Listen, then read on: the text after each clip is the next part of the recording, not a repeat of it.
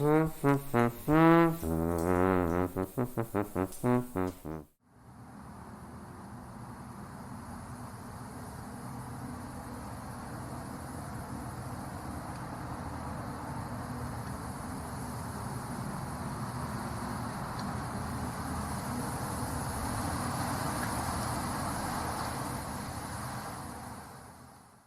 cuillère de Danny Héricourt. Le père de Seren est mort. Ce fut brutal, inattendu, impensable, et pourtant, Seren est à ses côtés. Elle va avoir 18 ans, et son univers vient d'exploser. Hébétée, elle laisse son regard errer sur cette chambre à coucher, devenue chambre mortuaire. Soudain, ses yeux s'arrêtent sur la cuillère posée sur la table de chevet. Une cuillère étrange, incongrue, bien trop belle pour appartenir au quotidien de l'hôtel que gèrent ses parents au pays de Galles. De l'argent massif, des armoiries françaises, une origine inconnue des autres membres de la famille. D'où vient-elle? Comment son père est-il entré en sa possession? S'ensuit un road trip initiatique au volant d'une vieille Volvo, qui conduira la jeune femme en Bourgogne, à la recherche de son histoire familiale, mais surtout d'elle-même.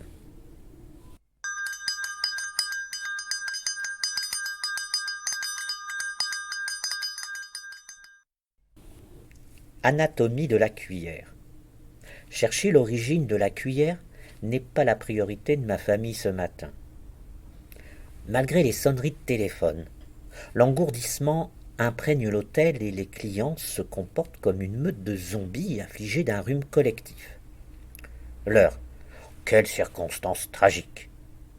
Leurs onomatopées consolatrices et leurs incessantes propositions d'une bonne tasse de thé me fatiguent.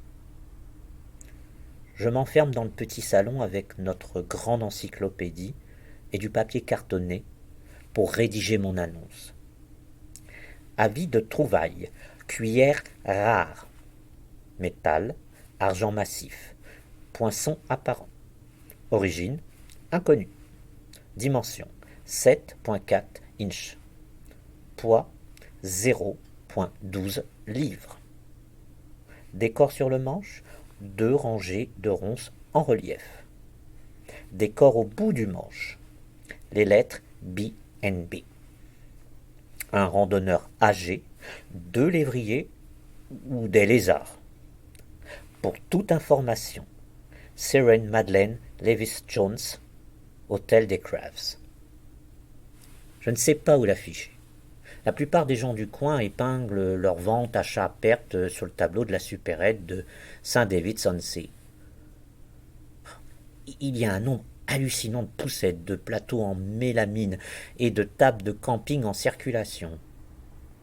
Chaque nouvelle annonce nourrit l'imaginaire spéculatif des caissières. Eh, t'as vu que les Wilson vendent leurs canapés? Ça sent... c'est un divorce, ça, hein? Publier l'avis dans un journal spécialisé siérait mieux à l'élégance de la cuillère. Mais je ne sais pas s'il existe un journal dédié à l'argenterie ancienne. J'en parle à Pom-Pom, mon grand-père, lorsqu'il s'affaisse dans le canapé à côté de moi. Attention, Seren. Laisser notre numéro de téléphone n'importe où peut constituer une incitation sexuelle. Pas dans un journal spécialisé, Pom-Pom. Il y a des gens bizarres, répond-il. Des types qui fantasment un sous-texte vénérien derrière la moindre petite annonce.